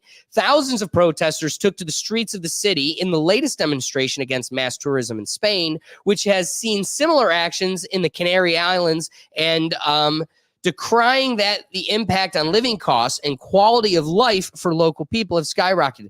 The demonstration was organized by this group that is anti-tourist. It's a neighborhood assembly for tourism to growth. And here's something that this whole consideration must be balanced on. These people are having disdain for tourism in their area, but according to official figures, almost 26 million visitors made an overnight stay in the Barcelona region in 2023, spending 12.75 billion euro or $13.8 billion. So here's what's funny. Like I did a research project in the Middle East. So you go to Oman, which is a third world country, maybe reference later. You've got Oman, you've got the UAE. You go to these types of countries, and they were an economy predominantly built on oil. And you're meeting with these huge CEOs and like these economic investors, and asking them, like, what is your plan for an economy that is predominantly running on oil, where the market is slowly shifting from oil? How are you going to adjust? 100% of the answers, tourism. So, if Dubai's like got the number one import in the world, oil, and their route to filling that void is becoming the epicenter of tourism in the world, like, what are you doing, Barcelona? There's a bigger piece to Europe, which is Europe is the United States, a bunch of little states, but they're actually policing themselves on a greater degree. They've just given greater states' rights to each other, but they're really just one big country. The beauty of that is that you can just hop from one to another and take a 2-week trip and hit 7 different countries easily. Pop, pop, pop. I mean, you could do a different country every day. You could do multiple countries in one day. So for them to say 26 million visitors made an overnight stay, that's the beauty of this thing you got going on there. And, you know, if I'm going to Europe because I want to go see a 21 Pilots tour in Europe in 2025, and I get the pick of the litter. You know, I've had a pretty blessed life. So, you know, I've been to Amsterdam. I don't want to go there. I've been to London. I don't want to go there. I've been to Italy. So me and my sister are looking at each other. I want to go somewhere we haven't gone before. I'm sitting here shaking in my boots. Am I going to be going to a 21 Pilots concert soaked? Because we've settled on Barcelona, and it's looking like Barcelona's pissed we're coming. So it's like, one, you should be happy. People want to come there. You know, Shane Gillis and Tom Segura were bonding over if they can move anywhere in Europe, and one of their favorite places they've ever visited was Barcelona, was Spain. And they suggest everybody should go to Spain. And after hearing that, I'm like, you know, Allison, this is really where we should go. We should go to Spain and now Barcelona's like, we want you out. They're having shit must be pretty good in Barcelona if what you have to protest over is the people bringing you free money just for the fun. So I make that plea because I want to come there. Let me visit and don't be a dick. But on the flip side, there is a housing crisis that's being fueled by this like Airbnb dynamic. So you have people who own more than one home and then rent them out for profit while others struggle to afford even just one. But why is Airbnb specifically funneling a lot of this problem? Well, being a renter through Airbnb allows the owner to make more money off of these short-term stays rather than they would renting the property out as a home. So now you're seeing the ramifications of a homestead city phasing out the residents that make it a life. Like, again, if you only had tourists there, then you don't have shops, mechanics washing your local laundromat. You don't have the bones of a society there if all you have is tourists, but you're pushing out the backbone of your society because they can't live there in this type of a predominant tourist Airbnb type environment. So with all that being said, let me flip it to you. What are your thoughts on Barcelona's, drastic position on tourism and also this Airbnb housing crisis situation? So, oh boy, your monologue here. A lot of great things. Click it over, Doug. The big thing with Barcelona, they're taking it to an extreme. They don't want to be known as tourist friendly. They want to exact their kind of their rage, because I can absolutely understand if your spot or if your country, your state, whatever your little region is nothing but tourists, and that's pretty much the backbone of your society. Tourist jobs aren't like the local economy and the local jobs. You're there, it's all service jobs.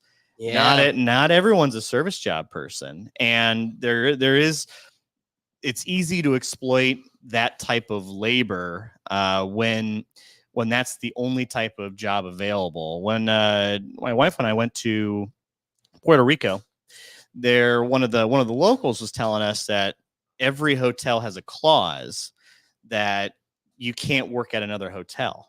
So if I work at the Hilton and downtown, I can't go work at the Marriott. They won't. They have this kind of this group. They have this gentleman's agreement amongst these hotels. Like, well, if they work there, I'm not going to work there. Wow. Yeah. And that really limits your ability to be able to go and negotiate. It's like, hey, I got experience at Hilton. I like what you bring over here, Marriott. How about I take my talents over here? And hey, let me get some money because I'm experienced. No, they squash that by just going, well, I'm not going to hire you. I'm not going to hire you at all. So that's a first world country. That's basically United States 0.5 United States, something like that. So you go into someplace that has probably a little bit less regulations and a little bit more desperate workforce. How does that tourist economy now just make it so I'm either waiting tables or I'm serving coffee at a Starbucks? That's not where you build a foundation of a society on. That's not the reason why Barcelona is like revered as a place to go. It wasn't because of its, its beauty. And then there's probably the other half of it, like the Instagramification of every single kind of pretty spot in the world where you know what I'm talking about. You see the nice reels, like, ooh, that looks like a very nice beach. That's a pretty cool wall with wings on it. I'm going to take my pictures there. And you're not getting the crowd who appreciates the pop culture of the area, who loves just kind of walking around, just seeing all the stuff and just seeing how the way locals do. You're getting a crowd, and I'm assuming the people who are shooting the water guns at them is the type of crowd who's, I don't care about the country's norms. I like it because I saw it on Instagram and it's fun, and I get to take a bunch of pictures and basically flex on everyone that I'm here. Like, I don't care about the monarchs, the rich history, the reason why they speak Spanish, south of the United States, all because of here. They might care a little bit, but they don't care a lot about it. That's just such a weird thing. It's one of the ways that I'm deciding to go to my next vacation. Our next vacation really is so we went to Japan way long ago, and part of that decision was, well, I know the pop culture of the area. I can just appreciate it by just looking around, seeing the history, seeing the architecture. I'm not trying to take Instagram photos. I'm just like, oh God, I love anime so much. I gotta just see it. I gotta see it. I gotta see it down here for myself. There is a difference between that and I'm just getting ripped at a bar taking pictures. Right. So that type of mentality, and I think there's maybe a little bit of like anti-American, anti-Western values for sure with that, because it just starting to seem like anymore every country that isn't China and the United States, and I guess Russia too, they seem to all just be going and they're touristing everywhere else. Oh, I'm going to go here and take my pretty pictures and have my Starbucks and have that. Is it starting to push out the culture that made it a reason to be a tourist destination? And then you go on the Airbnb spot of it. Well, yeah, please. I could easily see why I'm trying to live downtown Barcelona. I'm trying to do this, and just every Tom, Dick, and Harry got the same idea. It's like, well, I'm going to rent my thing out for like, a couple $100 a night and just do that a bunch. And I'm sure just like there's like slumlords. There's probably Airbnb slumlords who have for sure 50 of these things and have a cleaning crew that goes up every weekend, cleans them. And then next thing you know, now that's 50 less properties. Even I can have a little bit. And in the news story, I can absolutely believe renting your house out for a day or two at a time versus a month and 6 months at a time is exceptionally more profitable for them, and probably maybe even a little less work as well. Right. And again, you can't compete with the profit margins there. No. So here's my struggle. I want a house. I want something that like is affordable and in a comfortable place, not settling, but maybe a dream home. But at the same time, I love if a hotel is $200-$300, and that's part of the problem too, is maybe hotels need to compete in this market a little damn better. Yep. But they just love squeezing us for every penny they can. I mean, that's why, they get to rake us over the coals with a $25 water bottle. But I only say that because in a world where I got to pay $300 to stay at a hotel, I love hotels. I love getting to have, a made perfect bed for myself, and you get to kind of live like a king for a night. But at the same time, you ever roll up to an Airbnb and you're like, this is a mansion. And like, I would never really get to be at a place like this other than paying for a couple $100 for the night and splitting it amongst my friends and getting kind of to have this whole, like, what's the difference between a hotel room that, I mean, you ever take a black light through one of those bitches? They ain't that good either. But then you have that compared to a whole house. And, our house came with a patio and a hot tub and all these different amenities that you can pay for. I mean, it was awesome to have the Rethink tank flown down to LA, and we had our own crib. Like, we had a balcony, everybody had their own different bedrooms. Like, there was something we're right here on Hollywood Boulevard, and it's this whole shtick. You're not doing that if it's a hotel. No. So there's a lot of trips I've taken where you've gotten to have a more intimate experience, and it's only enhanced the experience. I don't think it's ever made it worse, but that also pays no mind to the people that are trying to reside there. And this is that dichotomy.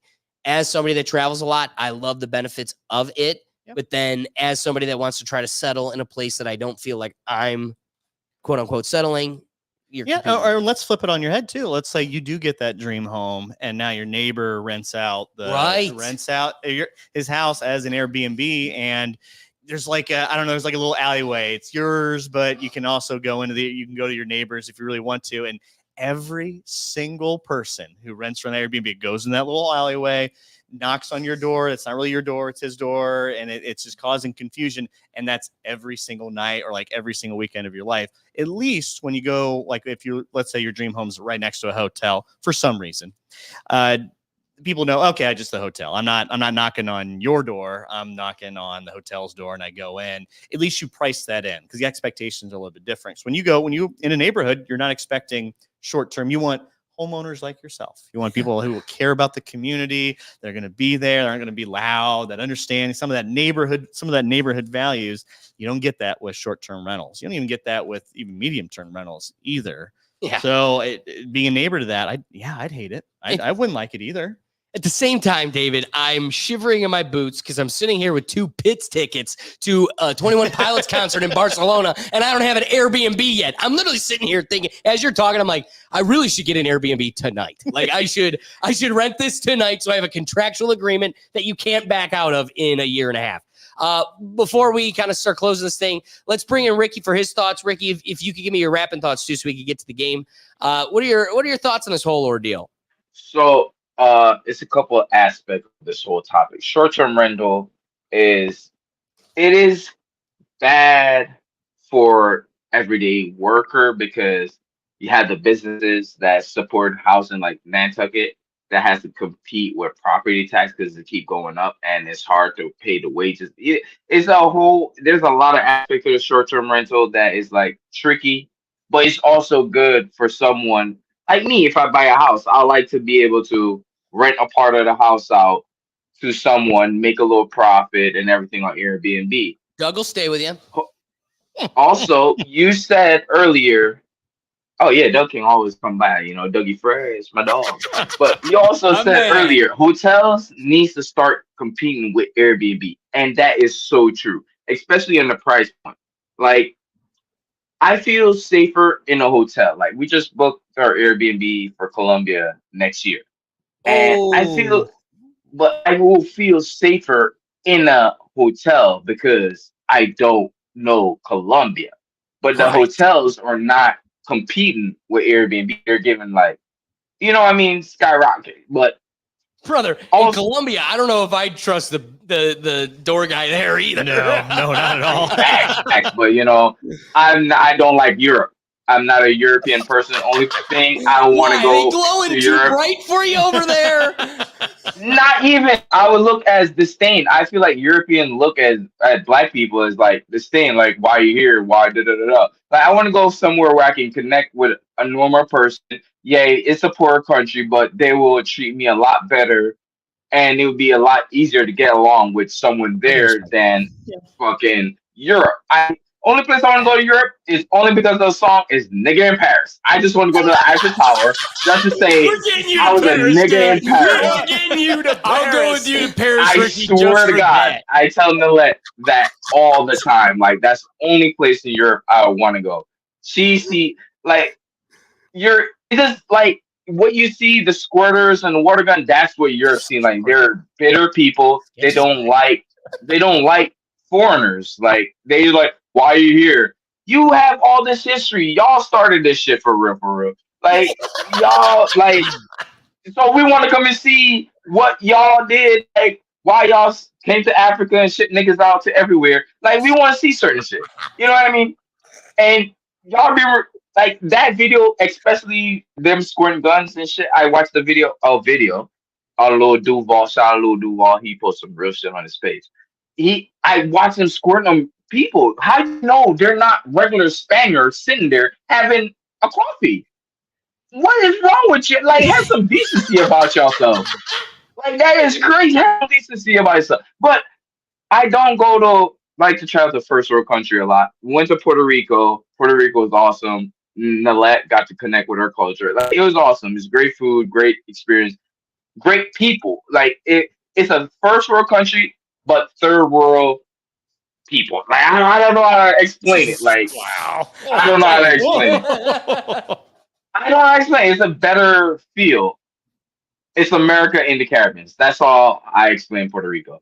But I not ever think I'm gonna book a ticket to Europe. I like to go to place where I think people are more genuine, or where I can see my money like make a difference actually, and not where big corporations that all the time. Like I like normal shit. I want to pop up to a grandma in Colombia making some plantanos, making barreras, some shit, and I just be like just have a genuine experience. That's what I look for when I travel. I fuck all the history. I just want to be a nigga in Paris. That's it. And other than that, fuck all that European Let's shit. do a That rethink the world is painting way Paris. more bigger than America and Europe. Like, and I'm trying to see the whole more of the world than the colonizers. We also got to remind ourselves we're too American, and Ricky should have disdain or distrust for the Spaniards because they took over Jamaica. We forget, like, they were the ones that enslaved Jamaica, and that would be like me as a Greek going to Turkey. I could probably today. I don't wanna. I just don't wanna. Yeah, you got that American passport to protect you versus a Greek passport. Yeah, try something. Try something, you ham sandwich. Let me. Okay, Brian. Yep. Do you have any wrapping thoughts on this before we get to David and I? Yeah. Alex, I cannot emphasize. I love that point that you made about the hotels need to be more competitive in this market. They need to lower their prices so they can fill up their rooms and actually keep Airbnb, people that want to do a competitive market, and that's killing everyone's drive to get a house because these companies are overbidding every house on the market. And I know so many people that are struggling to get a house, and I've lost my drive to get a house. Oh yeah. It's just absurd that you're paying the same price as a hotel when the amenities aren't even close. Yeah. As an Airbnb. Yeah. For a lot of places. Yeah. I think by and large there's probably But even a lacking place, you're gonna still save tenfold on cost. Like even if it's not as sharp as a hotel. Yeah. You'll realize that like it's still better than cost wise. Like cost benefit analysis, you're still always going to be ahead, even if it's a lacking premises. For my wrapping thoughts, it's going to be this. First off, Barcelona, I'm coming. So like, just cut me a break. I'm going to get an Airbnb tonight. So you can't, there's a contractual agreement. I'm locked in. You can't kick me out in 2025. I'm just coming for a week. And you know what? I was going to spend the whole week there. We were going to spend a week in Spain. And my sister was like, no, let's take advantage of being in Europe. Let's go somewhere else, blah, blah, blah. And now we definitely will. I can promise you we'll get out. We're just going to land in, touch in, bop off at a concert, and then we'll get right out of your hair. Well, that's the beauty of Europe, man. You can travel on train anywhere, man. Yes, as stated multiple times. So that being said, I will say that I appreciate their position. I can have empathy for watching your market get crippled and wanting to live in these cities and have to be the backbone of these cities, but not being able to afford to do so. So I think we need to have a market that matches that. But here's the scary part, and it gets back to kind of Brian's point as he goes kind of, hey, there's a lot of people that are going to take on this role, and there's going to be a lot of people that buy up these properties. And the way they're able to do that is because they have pockets deeper than the rest of us trying to compete in this free market. So I appreciate that position. I'm sitting here trying to get a house, and Bill Gates is buying up and the Chinese are buying up all the houses around me. So how am I supposed to try to compete with them? We really can't.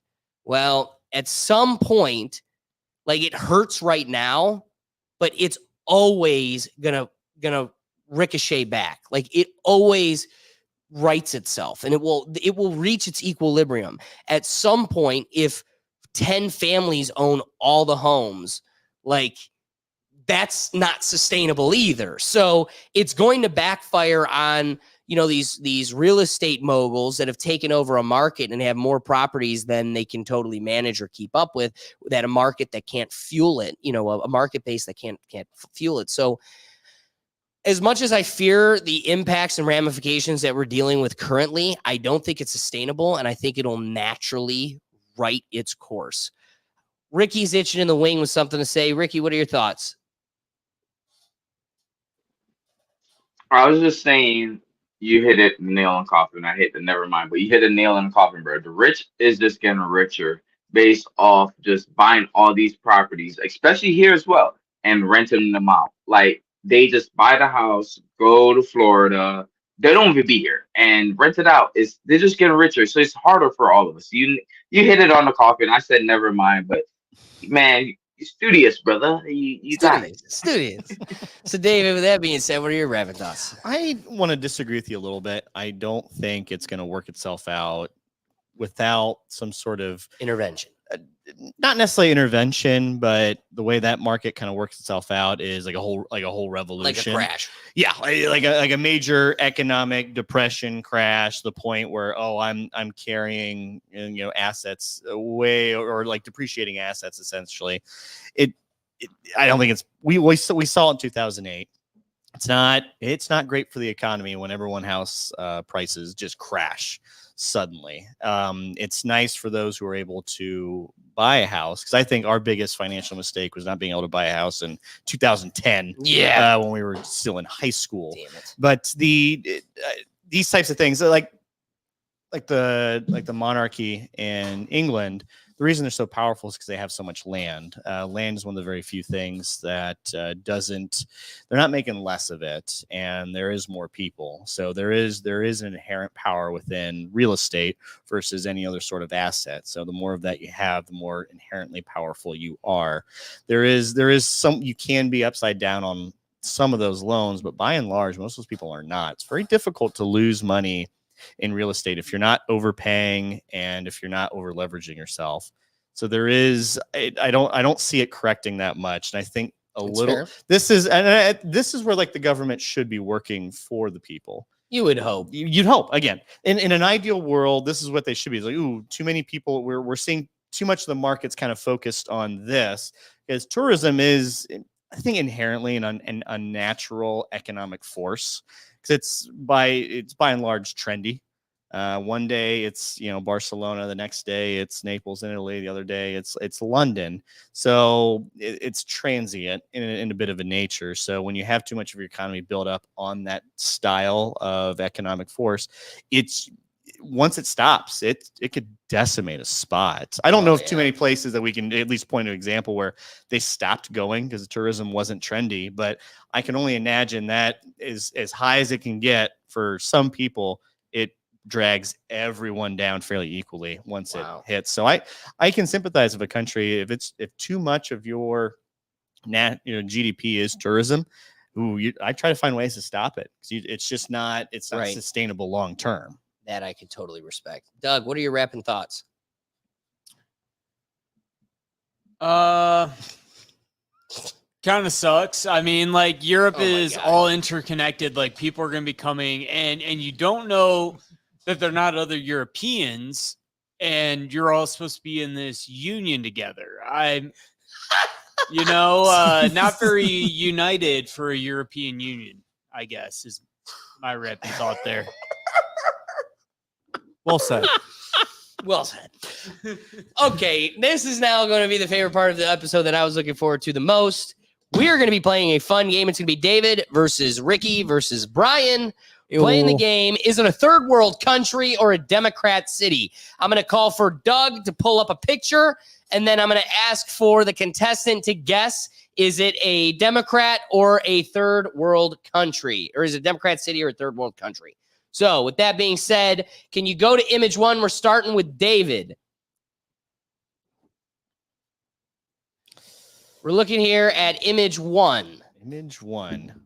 Is this a third world country or a Democrat city? I'm going to go with third world country on this one. You are correct. All right. You are correct. This is Yemen. It is a third world country. You're checking out Yemen here. All right, Dougie, can you pull in Ricky for us? All right, Ricky. All right, Ricky, we're going to be taking a look here at image number 2. Can you tell me, is this a third world country or a Democrat city? I'm from a third world country, so I should know certain things. Gotta take off the binoculars for this one. I see a lot of different races in there, so I'll say that's a Democratic city.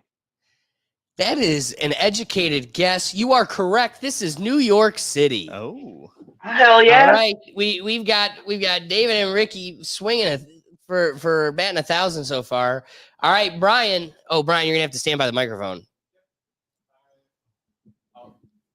Okay, so looking at image 3, is this a third world country or is it a Democrat city?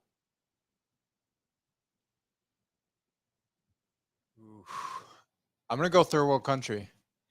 You are correct, Brian. Oh. That is Haiti. all right. Okay. You know, I think we're starting off first pretty round. easy It was here. just wanted to set up the It was the tee, wallpaper. putting the ball on the tee. Yeah. Okay. Check in. But it's gonna. I'm glad you're using your context clues because it'll get trickier. All right. Make sure the whole purpose of the live show is to keep you involved. So be sure to be playing along. Dive into the comments and let us know your guesses as we're going through it. All right. Looking at image 4 here, going back to David. David, can you tell me, is this a third world country or a Democrat city? That looks like a Democrat city. You are correct. That is Los Angeles. All righty. Moving along here. Can you bring Ricky back in? Ricky, all right. We're looking now at image 5. Can you keep up with David? Is this a third world country or a Democrat city? Those are nice buildings in the background. That's the officer right there in the nice blues. I'll say that is a nice Democratic. Is that Seattle? You know, close enough. It's Portland. Oh, all right. You know what I'm saying? You know what I'm saying? Type shit. All right, guys. We've really got a tight race here. We've got David and Ricky with 2. Brian, can you keep there's no up? separation here. All right, We're Brian. looking for image 6. Is this a third world country or a Democrat city?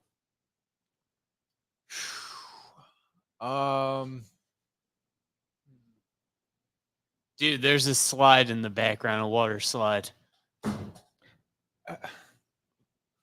Doug, just focus on the cameras. Hey, I gotta have my own Thanks. fun. Thanks, Dougie. I'm going to go with Democratic. How about this? Never take influence from Doug again. He threw you up the river and left you for dead. Yeah. Does anybody want to take a guess at what country this is? It's going to throw you. You're not going to guess it. Yemen. Is it France? This is Venezuela. Oh, whoa! Hey, Did you think there were water slides in Venezuela? I heard this communist country, they were fighting over chicken bones. They have water slides. And the worst part was I was going to say third world country because of the tents. Yeah. But Don't listen to Doug. The water slides. Don't listen to me, apparently, man. Turns I out don't water know slides shit, are not all just right? American. It's a life lesson from the show. All right. I'll take that hit. He gave you the one thing that was the trick piece of the picture. He sold you on the trick piece. All right, David. All right. We're looking at image 7. Is this a Democrat city or a third world country? Which one's the closer one? I'm gonna go with Democrat City on this one.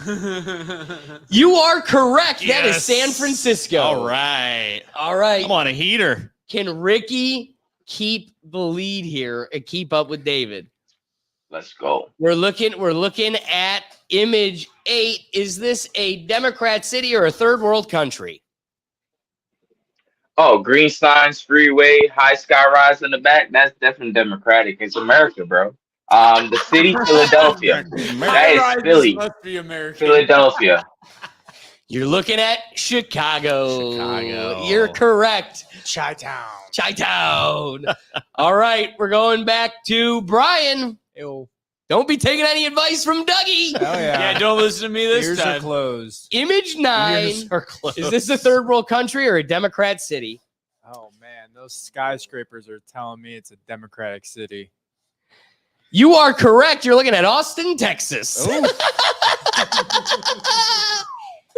All right. The scores are 3, David, 3, Ricky, 2, Brian. David, can you keep the lead going? Let's We're see. looking at image 10. Is this a Democrat city or a third world country? Oh boy, I see skyscrapers. I'm gonna go with Democrat City. This is incorrect. Oh, This is Oman. Could you believe I that? couldn't believe that. Oman. Oh man. Oh, man. I love that. That's good. All right. Ricky could really You pull didn't ahead even- here and take the whole cake. If he loses, Let's Brian see. could come back with a 3-way tie. So I'm going to look to Ricky for image 11. Is this a Democrat city or a third world country? Okay, so you see that tank right there in the middle of the yard? That shows me it's a third world country. You're going with third world country? Hey, can you stop doing that and bring it back? How about you click all those things Yes, along sir. the bottom real quick? Click them all. What? Click all the images you just closed so we can get that image back. Go to the bottom right corner, please, Bottom right corner. and click them all. There you go. Go ahead. Go ahead. There's a couple more. There we go. Nice job. Now click us back. Can you tell me now, is this what are you going with? A third world Wow. country, you say? Yeah, this is a tough one, so I'll go third. You are incorrect. That is Miami. Whoa. What? That's Miami? That is Miami. Wow. Bro, I would have guessed third world as well there. Damn, that water tank These right pictures there, are getting a little that's the tougher. shit we have on our house in Jamaica, bro. So I'm like, yo, that's a water tank, you know what I mean? Like, we have water for when water goes out, but like, damn, All right. Miami? I got to say, this could get fun. Yeah, let's see. If We've James got can come an through. image here for Brian. If he can tie it up here, we'll have something interesting. Image 12. Is this a third world country or a Democrat city? Oh man, this is a tough one. I see a bunch of masks. I'm gonna go with Dem City. This wasn't even a fun competition. We got a 3-way tie, and I did not plan for a We do tiebreaker. not have any extra here.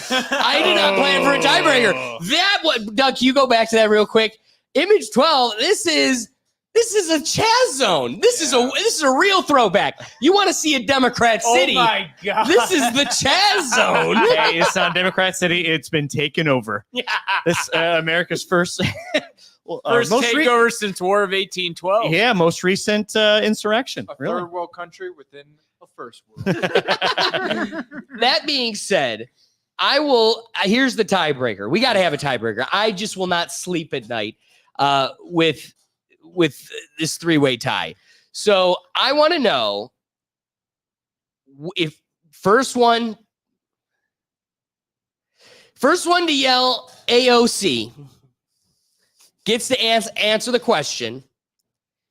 Can you name after you cannot buzz in and yell bring in Ricky. Guys got to have a chance here.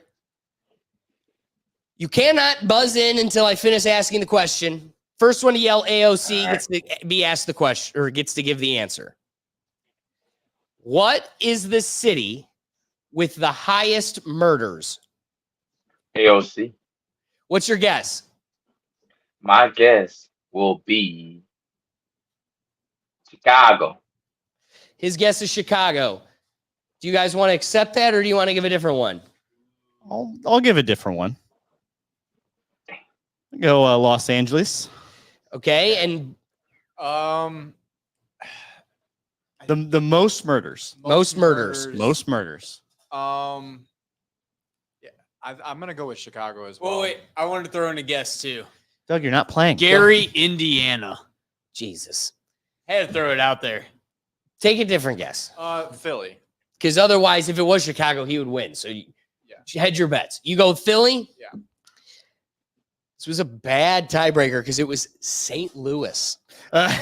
St. Louis. You can find me in St. Louis. Damn.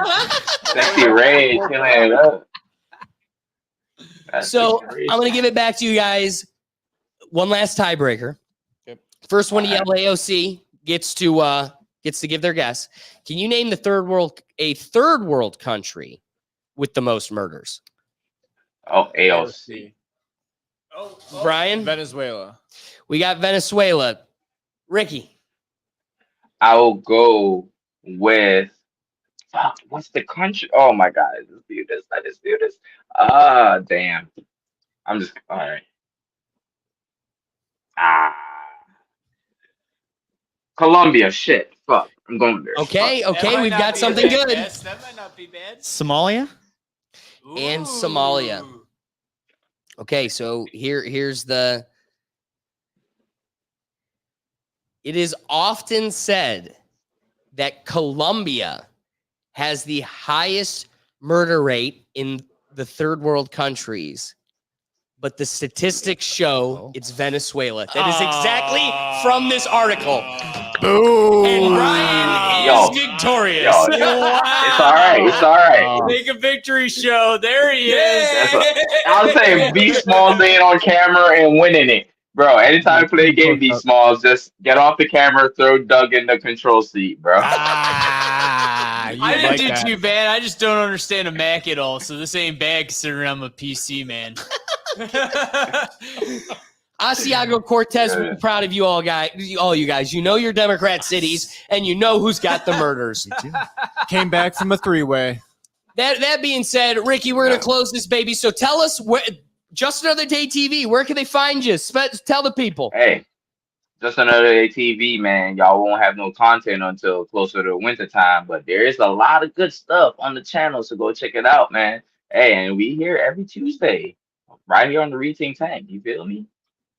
That's what's up. Guys, I appreciate you giving us your time as always. We go live, as Ricky said, every Tuesday at 7 p.m. Don't forget, we got Silent Destroyer. He wasn't here this week because Canada actually is doing something in sports for once. I didn't think that was a thing. And not hockey either. Yeah, and it's not Pretty hockey surprised. either. Yeah. Who would have thought? But shout out to him. He's usually here with us. Catch the whole gang riding with us every Tuesday at 7 p.m. The whole point of the live show is to get you involved, so I appreciate everybody that joined us for the live show, but be sure to be diving into the comments to add a little bit of your perspective to our dialogue. That's the whole purpose. We want to have some dimension. We don't want to be stuck in our echo chamber just preaching our thoughts. We want to grow, and you help us do that, so thank you for everybody that continues to dive into those comments and keep us humbled. Otherwise, guys, we've got me and Brian do a live show every Sunday at 9 a.m., and you can catch us there at Rethink Actions. It's a good palate cleanser to your week where you can kick back, kind of like Tosh.0, and just laugh at some of the funny internet videos we can drum up for you and get a little bit of a break from your day. But we got all types of content coming at you from the podcast. So here's where I'm at and other shows. So you can find all of it in one central place, and that's at our website at www.rethinktankpodcast.com. So be sure to dive over there. Otherwise, guys, we'll catch you next week. Peace.